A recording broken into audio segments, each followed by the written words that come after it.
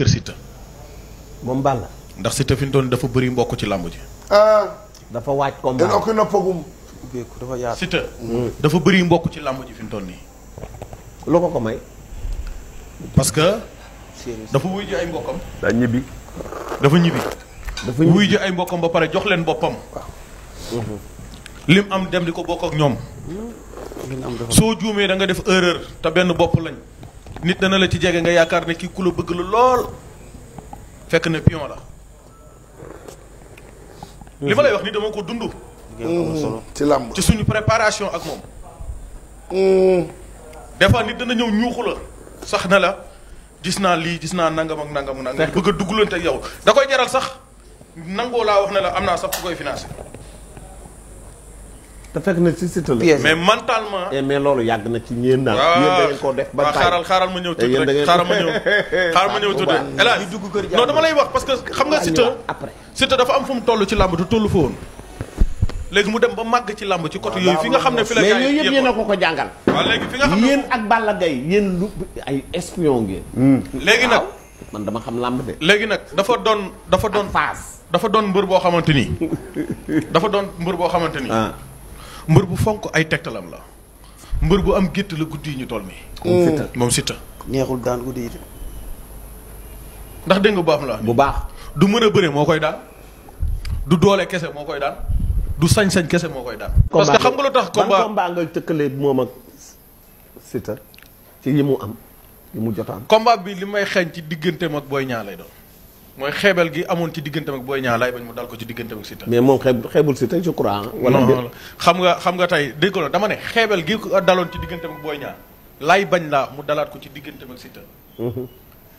lamb dañuy dabante nit ki mën nga ko mën junni yoon mu daan la. te Balla du cuune ci làmb waaye bu mu demee mukk fuggu ci combat bi. hélas li tax ma lay wax nii dañoo jàmmaarloo ak Siteu dund ak moom ci biir géew dund ak moom ci préparation combat ma dund ci lu ne man diiraan làmb Modou Lo Siteu yéen gis ngeen li ma ci jot a dund. xam ci lu bëri nag xam ci moom lu bari boo déggee man la Balla na fàtt yenn tur yi bëri na fekk mbër bu ne jaar ci ay turam daan ko. damay bañ nag loolu daal ko moom. merci. moo tax mu bëgg mu fatt ay turam ndax Siteu mii ginnaawam sañ nañ lu ne. fii laa la ko waxee ragaluñ dara nag. lépp lu gars yi daan def ci làmb ñoom fi mu toll nii seen loxo lañ ko téye di ko def. lépp lu gars yi bàyyi ci làmb ñoom dañ koy def parce que daf leen ko jaral te fooyee wuñ ki ñuy àndal. te Balla toll woon na foofu. bu mu wut ay xarit yu bees ci làmbam. moom Balla. maa ngi lay wax lu garaaw. kon entourage am na ko defar. dinaa la wax benn affaire am na mbër bu mag bu fi préparé combat nit dajeeg moom ci bërëb yëkkati 2 millions may ko. ne ko yow rek laa bëggoon sama àdduna. tey la yàlla dogal ñuy gisante te 2 millions yooyu pion la.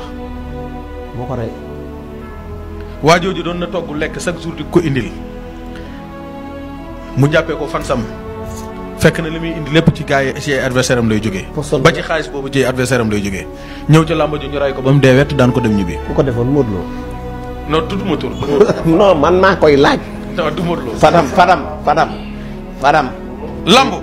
kii li muy wax est-ce que du Modou Lo moo def lool. Modou Lo la wala Balla Gaye ñaar ñii. ak Boy Niang lamb maam El Hadj dama lay wax ci lamb. Modou Lo dama lay wax. Boy Niang tëral nay plan.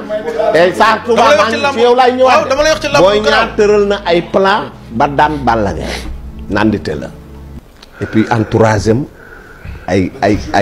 ay kàngam lanu. Modou Lo mën na def loolu. Balla Gaye am nay pion parce que ñi ko entouré danoo ñàng ci combat. ñett ñi moom ak Fass temps Moussa ñi nga Fass bu njëkk ba. ñoom moom boo moytul sax sa biteel bi nekk ci biir cumukaay bi. El Hadj ñii dañ koo seqal dañ koy jënd.